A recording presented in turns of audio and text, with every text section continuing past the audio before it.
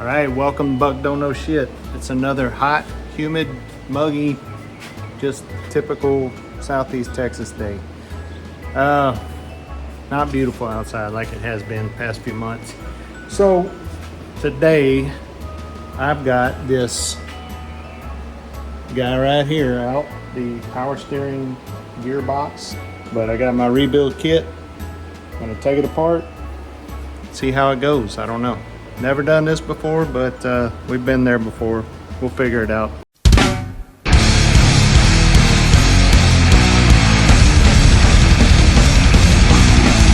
We are going to take this power steering gearbox apart. I've got it mostly clean.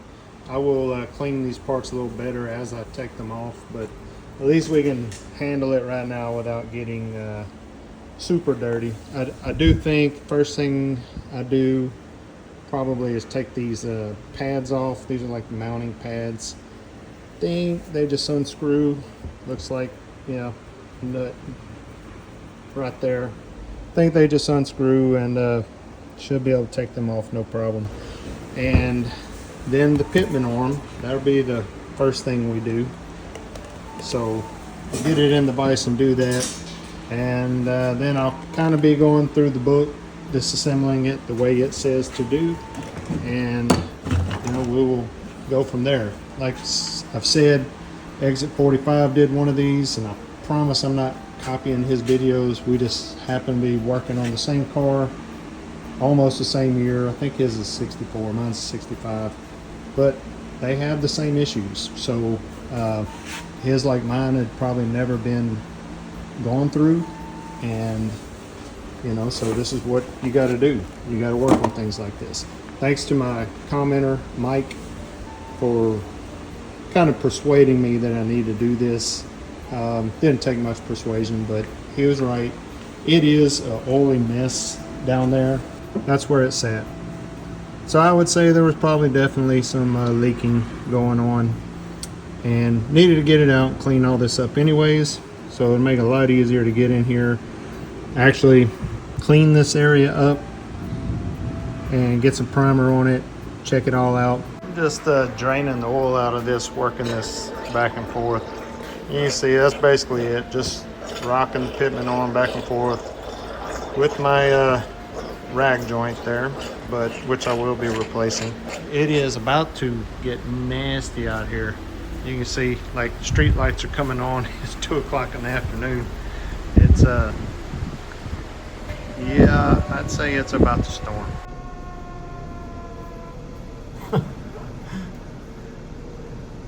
It's a pretty impressive little storm.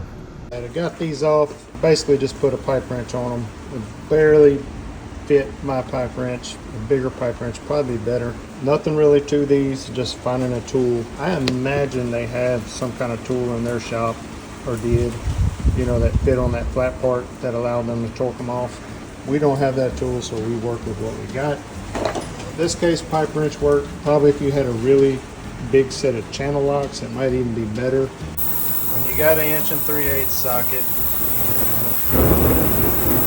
but you need a 1 7/16. We got an 1 7/16 in there.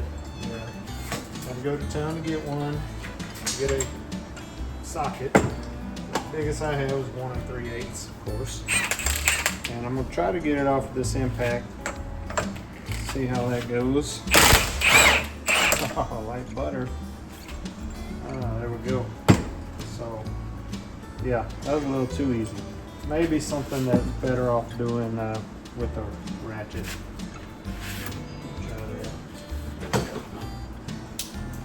Because these types of kits here, it's like the impact actually kind of shakes them loose, if that makes sense. I've had hell with using the impact on, like when I was compressing that spring, tried to use the impact a few times and it just vibrates the tool loose, and they don't want to stick on. Oh, look at that, nothing to it. That came off really easily. Let me.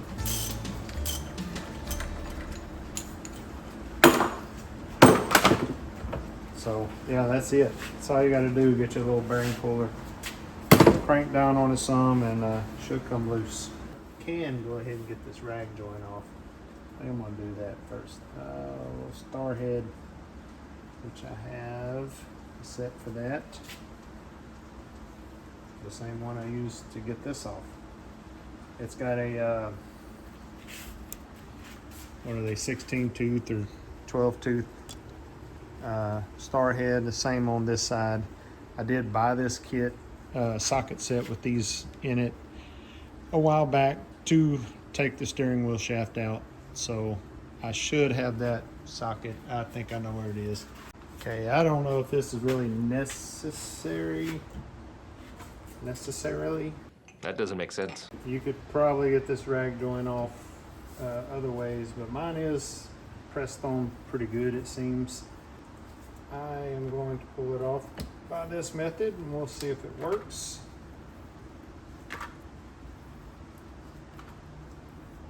Something's moving. So yeah, I got it. Okay. Yeah, so there you go, rag joints off. Yeah, I was thinking maybe there would be some kind of high side indicator, you know, kind of like steering wheel straight up and down on this, but I don't see anything. Now there may be something on the end of this. It's very dirty. Like I know on the steering wheel column there is a mark. Figure all that out when we go to putting it back together. Just hoping that I don't. Damn. I think the basketball goal. Finally had it. A little gust of wind blew through. And my basketball goal fell. Thing's pretty old, and that plastic base was leaking that gel crap that they have in them. So it's probably finally out of counterweight. That is also exactly where my wife normally parks her car when I'm working in the garage. So, and she's supposed to be home in about 15 minutes. So we got pretty lucky.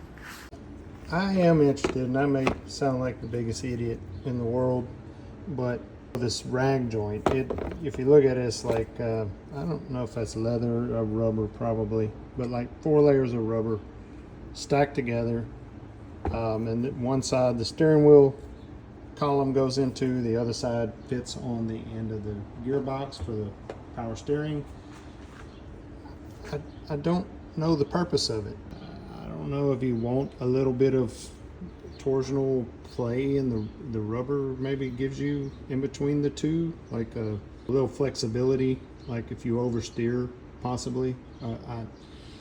I don't know. That's what but I am very curious of what the purpose of this rag joint is, and I'm going to find out. So there's a new one, and that's another thing too, is like, how the hell do you get these? They look riveted.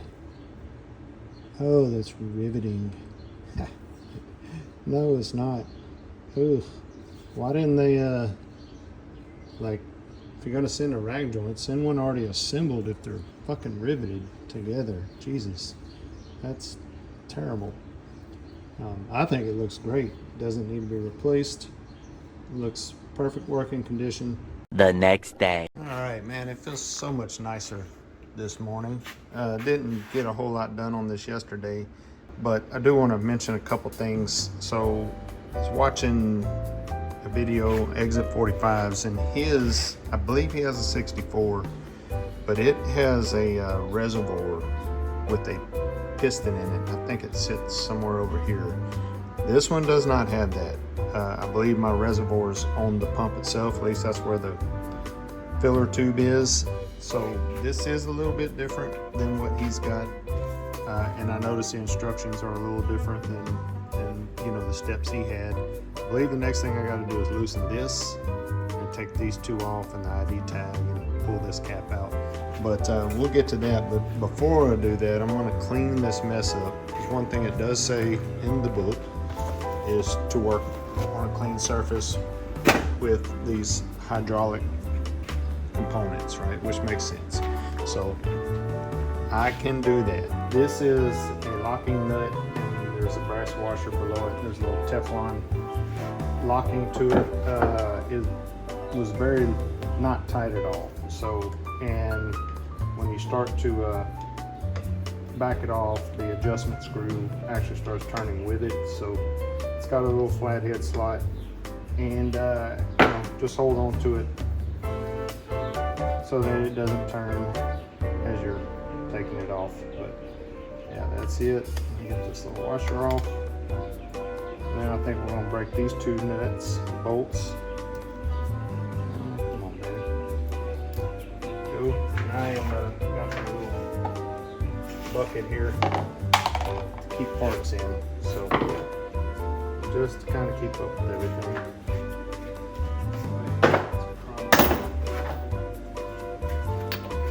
Quarter. That nut was 5/8.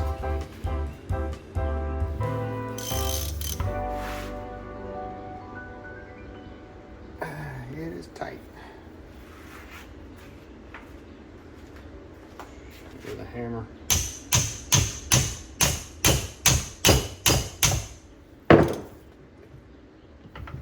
Loose.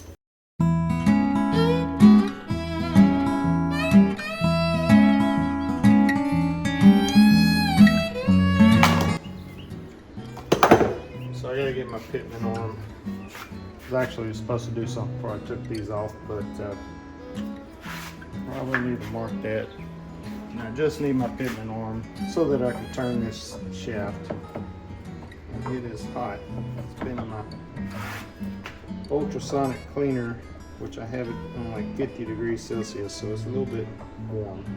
Basically, it wants you to bottom it out one way or the other, and then turn until this turns 1 3/4 turns. So I got a alignment groove right there I'm looking at.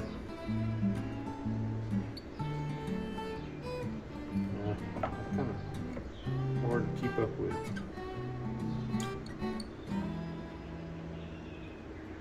There's one. And I'd say that's a little more than a half. That should be about 1 3/4. I'd say right about there. Okay. And all I'm doing is watching this shaft as it turns. Of course, it turns a lot more than this does. I don't know. Maybe did a 1/4 turn on this to bring it all the way around. All right. It says I should just be able to pop that loose with a hammer. It's a soft base hammer. That is loose now. See? Oh, yay. More hydraulic or transmission fluid everywhere. This is a uses automatic transmission fluid, so. And I don't think there is a, looks like a O-ring right there, and we'll see what else we got to pull out of here. Should be some seals. There's one right there, a rubber O-ring. There's not a gasket on this, just that O-ring. So let me read about this next step, and we'll go from there. Okay, it does say to turn the sector shaft adjuster counterclockwise off the screw. Screw's turning with it. So this might be a little tricky. Let's see.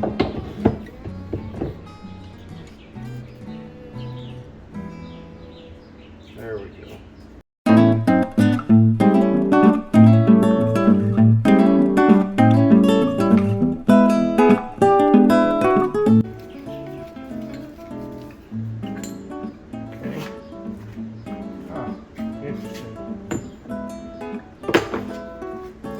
So you can see down in there, that is pretty beat up. It's let me see if you can see that. Yeah, these rings around here, whatever, there's some kind of adjustment ring. It is bent all to hell. Don't know if that matters, but definitely doesn't look good. But it's not like a sealing surface, but and it may have gotten bent like that when it was built. I don't know, but definitely something we'll have to look at. Okay, it says this was the sector shaft that we removed here. This is the valve cover, what do they call it? Just the valve housing.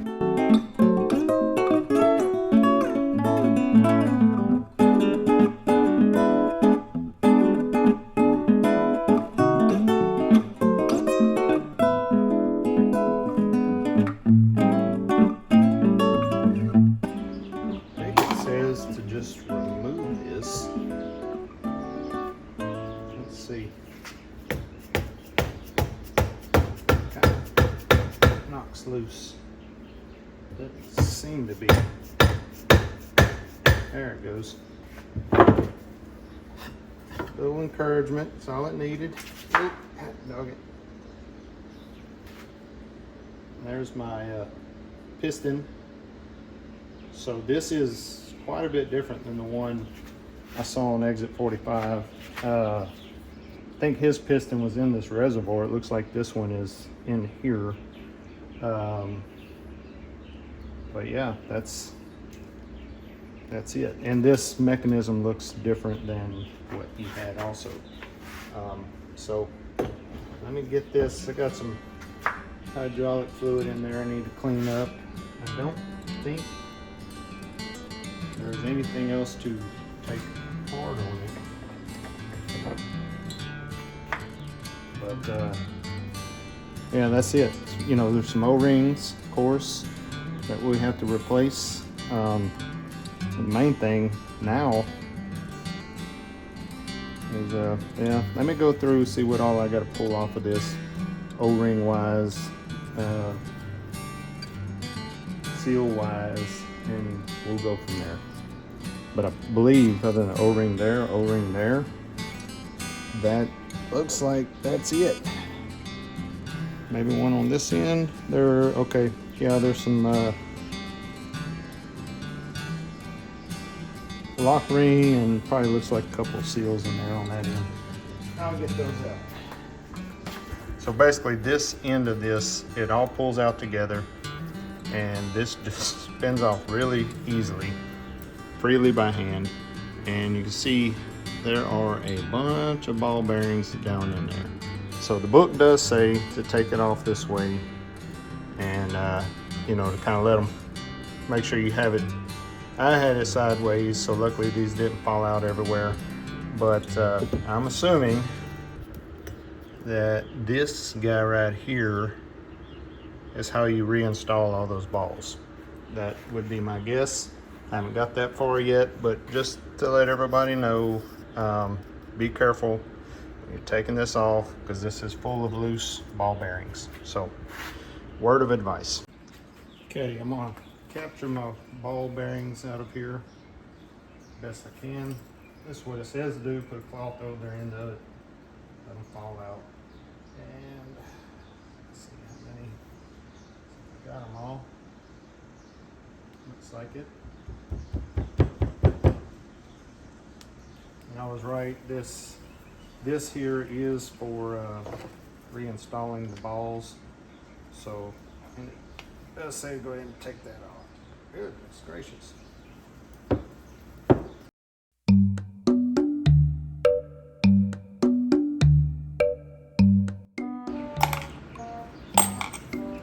There's that piece. I got a seal on that piston. I think that's it.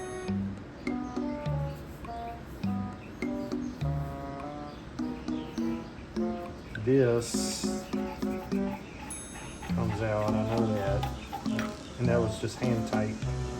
I'm not sure the purpose of this, but it does have a little seal on it also, looks like. Or maybe that's just part of it. Let's see. Motherfucker. Ugh. Almost threw my ball bearings everywhere.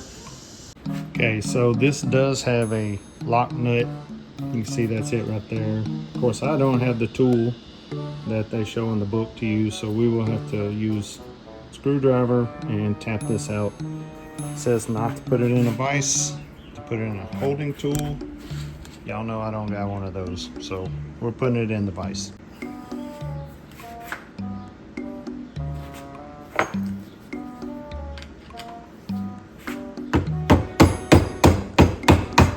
There. Alright, just had to get in that. Now it's very loose. Still can't get my fingers to it, but there we go. Okay. Just had to get it to where it could handle a little oomph.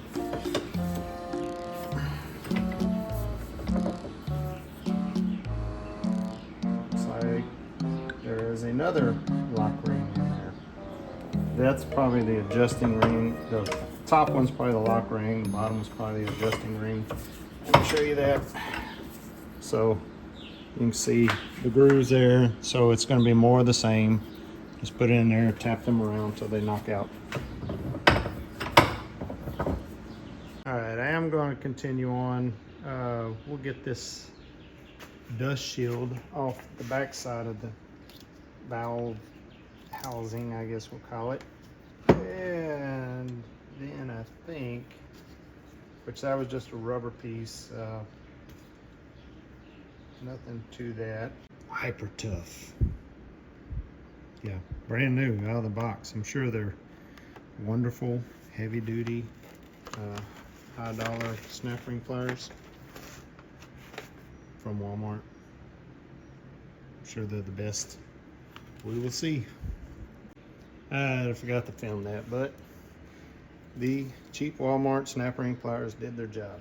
So got that one off. Now we have a seal, which I don't know that I can get it out with this shaft in the way.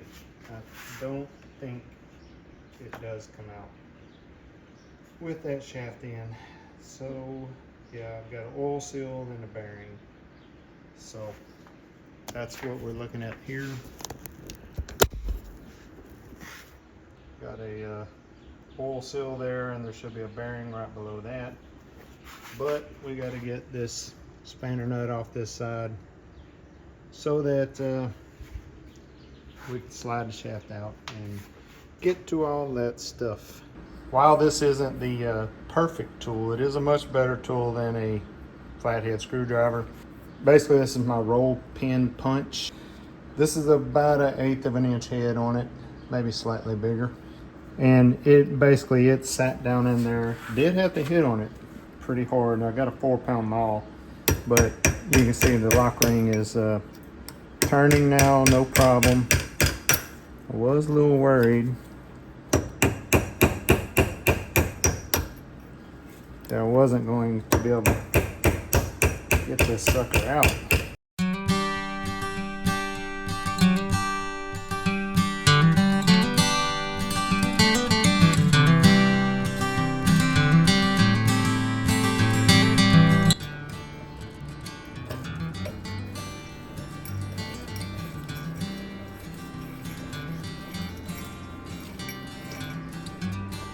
All right, there's that sucker.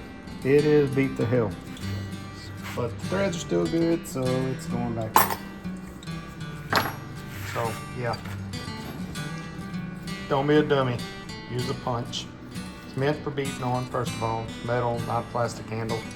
So the impact of the hammer gets to it a little better, I believe. And yeah, while these multi-tools are good for most things, they're not always the best tool. So it is out, so this should just pull. Yeah, got a little spacer here. This is a very thin spacer. That is very thin. I'll look at this, but I don't think we have to take this worm gear apart anymore. I believe it is good. set it aside. And now, the way this was described before in the book, I think you actually knock these seals and the seal and the bearing out from the top. I'll read that again. I was wrong, which this makes sense. It does need to come out this way, which makes sense, but the way I read it, and I don't know, I was looking at the picture wrong. But anyway, this does make more sense. It'll be better anyway. Yeah, that's a good fit. Turn this around this way. Y'all watching all this? Okay. We'll be editing a lot of this out.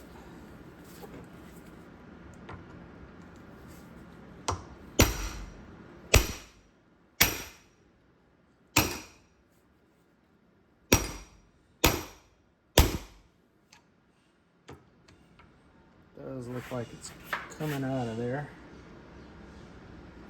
Couple more wax. Said all we really want to do is get the seal out. It's almost there. There we go. There we go. The seal's out. We'll put the new one back in a little while. And my bearing fell out. You can see we will be reinstalling it. As a matter of fact, I may go ahead and flip this over, clean this, wipe this area good, and set this bearing back in.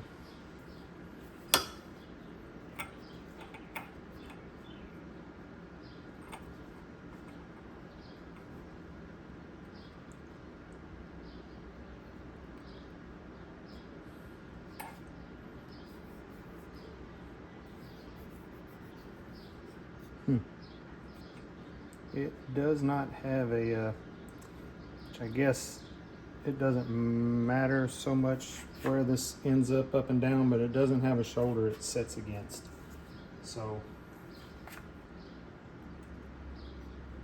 I might use the 1 1/16 one.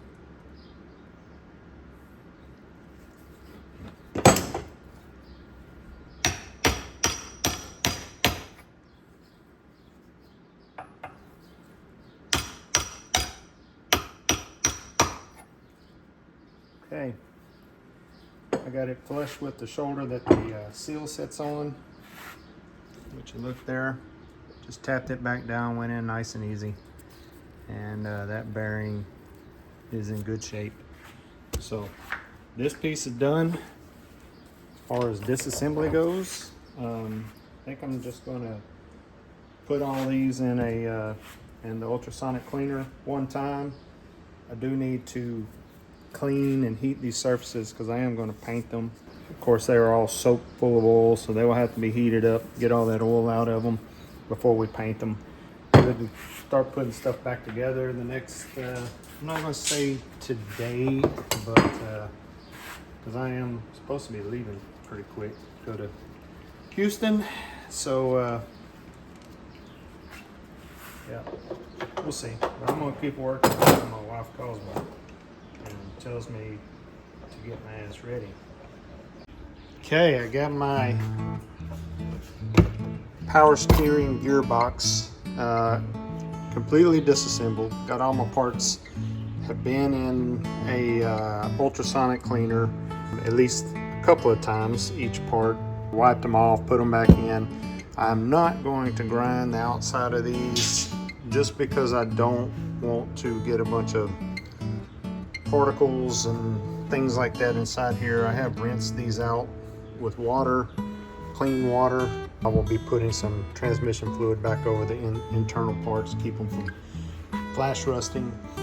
It says use petroleum jelly on some of the O-rings, things like that. I think I'll just use grease on those. I don't know. If I find some petroleum jelly, I might use it. But my next step I am going to do is, before I assemble these, I'm going to take my torch, heat all this cast metal, because it does soak up oil. That part's gonna be internal, not worried about it, but I'll hit that, and hit this with some heat, kind of draw out the moisture that's absorbed in here, just so when I paint it, it won't. I mean, look, the paint job is not gonna be perfect, but we can do a little bit of due diligence to make it last a little longer than just spraying over oil impregnated surface. So I'm gonna do that real quick. I won't show you that on camera, but that's what I'll be doing. And I'm not gonna paint it until it's all assembled, so that I don't have to sit there and fight paint on sealing surfaces and things like that. So painting will be the last thing we do. That's my plan anyway.